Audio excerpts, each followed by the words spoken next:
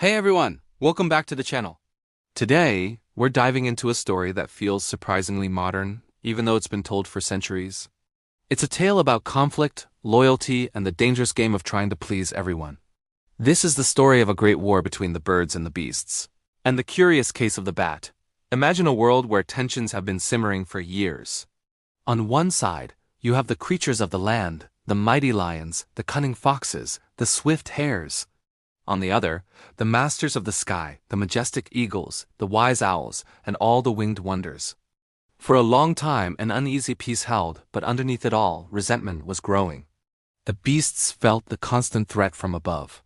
The eagle, a fearsome predator, would swoop down from the heavens, its shadow a terrifying omen for any hare daring to venture into the open. The owl, with its silent, ghostly flight, was the nightly terror of the mouse family. Every day it seemed another beast fell prey to a bird. Meanwhile, the birds had their own long list of grievances. They whispered stories of the fox family, whose sly and relentless hunts had decimated the goose population. A mother goose would lead her goslings to the water, only to be ambushed by a flash of red fur. Chickens lived in constant fear, never knowing when a weasel might slip into their coop. The birds felt that the beasts were cruel, grounded, and saw them as nothing more than an easy meal. The anger on both sides reached a boiling point. Speeches were made, leaders rallied their troops, and eventually, the inevitable happened. War was declared. There would be no negotiations, no compromises. This was a fight to the finish. The forests and skies, once filled with the sounds of nature, now echoed with the cries of battle. The conflict was brutal and unforgiving. The beasts, with their powerful claws and sharp teeth, fought with ferocious strength on the ground. The birds, using their advantage of flight, launched coordinated attacks from above. The ground was littered with the fallen. Hares and mice, caught in the fray, perished in great numbers. Chickens and geese, unable to match the ferocity of their four-legged foes, fell by the score. It was a dark time, and with every small victory, the winning side would stop to feast on their defeated enemies, a grim reminder of the high stakes. The bitterness between them only deepened with each passing day. Now, amidst this chaos, there was one family that remained curiously neutral. The bats. The bats were a peculiar group, not quite fitting in with the birds, yet not fully belonging to the beasts either. They had wings and could fly, a trait they shared with the birds, but they also had teeth and fur, much like the beasts. They were creatures of the twilight, living in a world between worlds. Seeing the terrible war unfold, the bats decided to play a very careful, very strategic game. They didn't want to pick a side and risk ending up on the losing one. So they watched, they waited. Their leader, a particularly cunning old bat, declared, "We will not rush into this. We will observe, and we will act when the time is right. Our survival is what matters most." In the early days of the war, the birds had a clear advantage. Their aerial assaults were devastating. The eagles led the charge, their formations like a dark cloud, striking with precision and power. The beasts struggled to defend against attacks from the sky. Seeing this, the bats made their move. They flew to the camp of the birds, flapping their leathery wings and declaring their allegiance. "Behold our wings," they screeched. "We are creatures of the air, just like you. We are brothers. We despise those earthbound brutes. Let us join you and fight for the glory of the sky." The birds, eager for more allies, welcomed them. The bats flew alongside them, though they were careful to stay at the back, never fully engaging in the most dangerous fights. They cheered loudly for every bird victory and enjoyed the spoils of war, all while keeping their own family safe. But war is unpredictable. The tide began to turn. The beasts, led by the wise old lion and the clever fox, developed new strategies. They learned to use the cover of the dense forest to protect themselves from aerial attacks. They set clever traps and organized ambush, using their knowledge of the terrain to their advantage.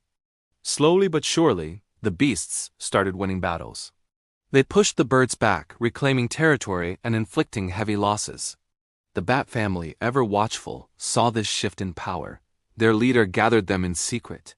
"The wind has changed direction," he whispered. "The birds are weakening.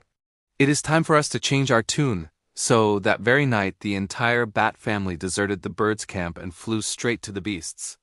They presented themselves before the lion. This time they didn't show off their wings. Instead, they bared their small, sharp teeth and pointed to their furry bodies. "Look at us," they chattered. We have no feathers, we have teeth, just like you. We are mammals, true children of the earth. We were forced to fly with those feathered tyrants, but our hearts have always been with you, our true kin. Let us fight alongside you. The beasts, though a little suspicious, were also in need of every soldier they could get. They accepted the bats into their ranks. And just as before, the bats celebrated the victories of their new allies, always making sure to be seen but rarely putting themselves in harm's way. Eventually, the relentless fighting took its toll on both sides. The losses were too great, the land too scarred. The leaders of the birds and the beasts, weary of the conflict, agreed to meet and discuss peace. They gathered at a great council, a neutral ground where grievances could be aired and a truce could finally be forged. The war was over. As they discussed the terms of peace and the rebuilding of their world, the conversation turned to the bat family. An old eagle, his feathers ruffled and his eyes sharp, spoke first. "I saw the bats fighting with us at the start," he said, his voice laced with contempt. "They called us brothers. Then they vanished." A grizzly bear grumbled in agreement. "They came to us next," he said. "Claimed they were our cousins and that their hearts were always with the beasts. I never trusted their shifty eyes." One by one, birds and beasts shared their stories of the bats' convenient alliances. It became painfully clear what the bats had done. They had played both sides, offering loyalty to whoever seemed to be winning, all for their own self-preservation.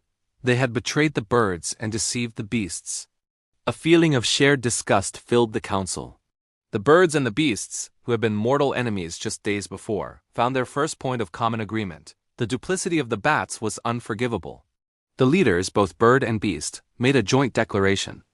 "The bats have shown themselves to have no honor, no loyalty, and no courage," they announced. "They are friends to no one but themselves. Such deceit cannot be tolerated." In a rare moment of unity, the birds and the beasts made a common cause to punish the traitors. They declared that the bat family was to be banished, cast out from both their societies. They were to be welcome nowhere. They would belong to neither the day nor the night, neither the earth nor the sky in the eyes of the other creatures.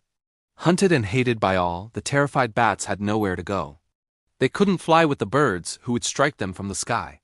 They couldn't walk among the beasts, who would hunt them on the ground. They were utterly alone. And so the bat family retreated from the world. They found refuge in the darkest, most desolate places they could find: deep caves, abandoned towers, and forgotten ruins. Places where no one else would want to live. They abandoned the light of day, for it was the time when their enemies were active. They chose to live in the shadows, becoming creatures of the night. Only when the sun had set and the world was cloaked in darkness did they dare to emerge, flying silently through the night sky, forever hiding from the world they had tried to manipulate. And that, as the story goes, is why bats hide during the day and only come out at night. It's a powerful reminder that those who try to be friends with everyone, without genuine loyalty to anyone, often end up with no friends at all. Trying to play both sides might seem like a clever strategy in the short term, but in the end, integrity and loyalty are what earn you respect and true companionship. The deceitful are destined to live a lonely existence, hiding in the shadows of their own choices. Thanks so much for listening to this story with me today. It's a classic fable, but its message feels more relevant than ever. If you enjoyed this, please hit that like button and subscribe for more stories that make you think. Let me know in the comments what you think about the bat strategy. Was it smart survival or just plain cowardice? I'd love to hear your thoughts. Until next time, stay true and take care.